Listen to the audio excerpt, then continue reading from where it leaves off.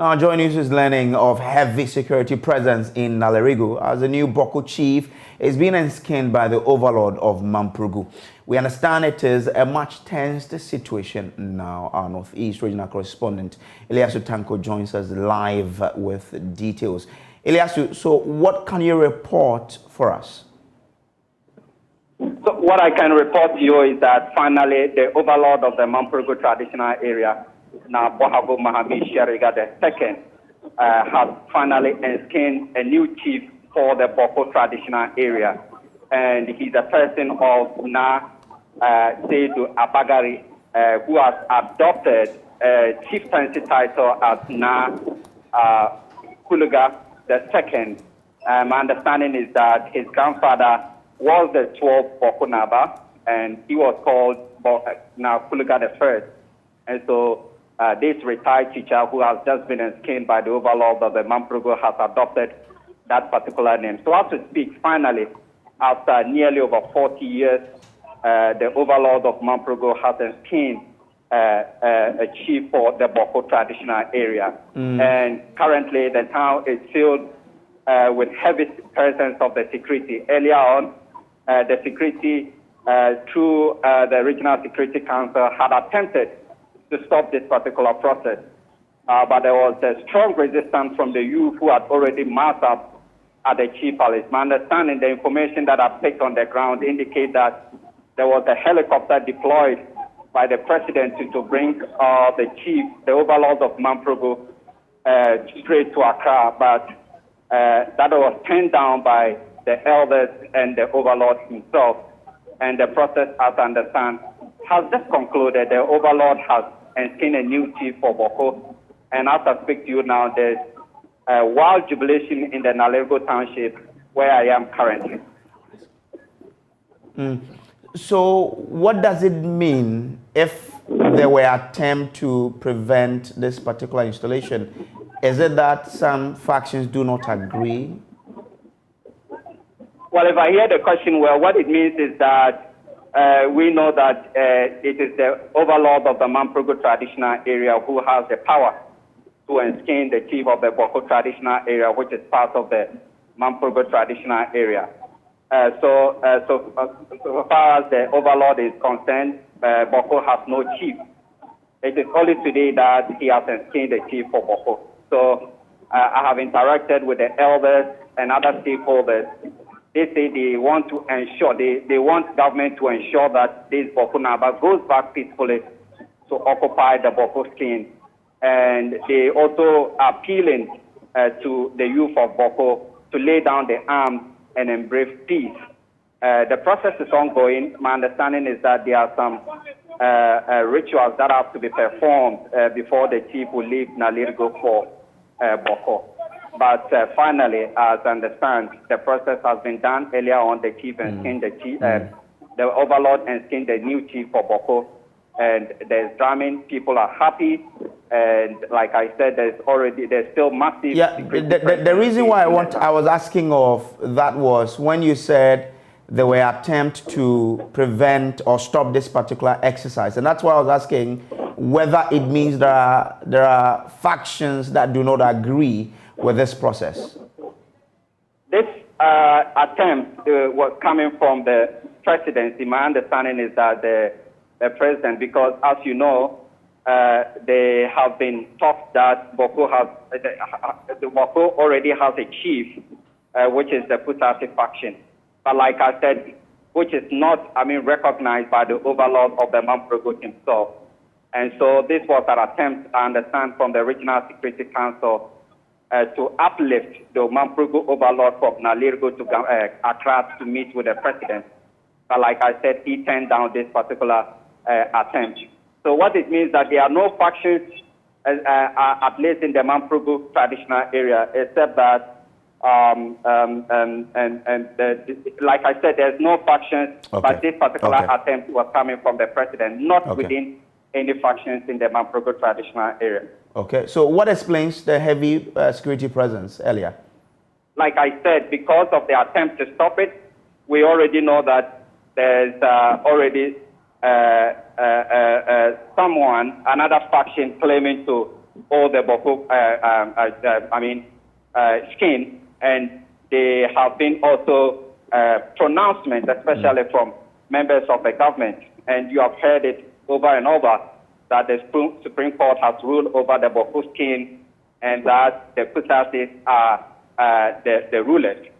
But what has happened today indicates the rejection of the Mamprugu overlord, who is the overlord of the entire Mamprugu traditional area, including the Bawku area. Okay. And so it means that apparently there's going to be, if you like, a power authority, if you like, in Bawku, now that this particular enskinment has been made. Okay. So this means that they have sidestepped the ruling by the court in relation to this particular, chieftaincy issue. That's it, right? Okay. Now, let's bring in Dr. Victor Doke. He is with the Kofi Annan International Peacekeeping Training Center and has done an extensive research on the issues in Bawku. He joins us now on Zoom. Doc, grateful for your time. You've done this research on Bawku. What role does chieftaincy play in the Bawku conflict? Well, thank you very much. Chieftaincy, as we all know, is a very important institution. It represents a local authority. Now, looking at Bawku, the paramountcy, the Bokunaba, which we all know, Ekusasi, has reigned for a long time. Now, the importance of that paramountcy is the prestige, the power and authority that comes with it. So in all, chieftaincy is a very important institution when you look at it from a wider perspective. So in terms of the conflict that has plagued that area, to what extent does chieftaincy play a role? We all know the chieftaincy is the root cause of the conflict, the armed conflict. However, there have been other factors that have been roped in, the chieftaincy being the root cause, and then the other proximate factors, which one of them is the performance of the funeral by the Mampusis for their late chief. Now, the two sides all have sentiments with regards to that. The Mampusis claim they've not performed the ceremony yet. Now, the Kusasis also claim they have performed the ceremony. Now, however, the Mampusis, per their custom, if they are able to perform that right, then it gives them the mandate to also bring out a new regent or chief per se, which the Kusasi would not agree to. Okay. With regards to what has happened now, well, we'll see, then that means the late chief's funeral has been performed. Hence, from their side, they went ahead to do what we are seeing now at Nalerigu. Okay. If you heard our reporter there is already a chief in Bawku, which is from the Kusasi end. Then Mamprugu or the Mampusis have also then enskinned a new chief now. But how does this new enskinment affect the situation in Bawku? We are in for a very serious situation, if I can put it that way. Now, you're going to have a dual chief, but the question is, the Bawku Naba currently has been recognized per law. Is that same for the Mampusis? Is a new chief they have enskinned recognized by law? We all know the answer. Now, I would entreat the security services to act promptly, identify those conflict actors, the shadow actors, those stakeholders sponsoring the activity, and apprehend them. Else we'll have a dire situation in Bawku. Okay. So at this moment, for how long from now should this advice from you be heeded by the security agencies? We know he's been enskinned. He'll be moving from Nalerigu to Bawku.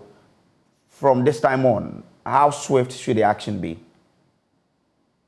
I think, well, knowing our security services, I'm sure intelligence has already been picked up from them to identify the situation at hand, and they are already in position. If not, then they have to be. Now, the question is, which route is this new chief going to use to enter Bawku? We are looking at how the Kusasi youth are also going to react. And let's not forget that the Kusasi youth, per my understanding and data collected, will not allow any chief, in their opinion, which is illegal, to enter Bawku through any route. And we know the consequences of that. I would encourage our security service to immediately control the situation. Okay. Now, those at Nalerigu should try and prevent catastrophe by not allowing this chief to cross into Bawku. Okay. All right. But moving on, how do we put an end to this issue? We've seen that it's a chieftaincy issue, which is one of the key things. What must be done by all the players in there to ensure that this does not escalate? The aspect of the overlord of Mampugu not heeding to the call of the president, the report that I had on your media just before the start of the interview, then that is not a good way to start. But if you have an overlord not adhering to the advice and call of the president to come to the negotiation table, then it's not good. Going forward, now let's bring all stakeholders, the CSOs, the state institutions, the agencies, the National Peace Council. They all have to rally around the table now. This is a call for action. Everybody's voice must be heard on this matter. So we prevent serious situations. Okay. Now to, I don't know. Okay. All right then. And I'm grateful, Dr. Doke, for joining us here with your thoughts now. So we're still keeping an eye on that particular development, and we'll be updating you as and when we get any latest from there. Now, moving on.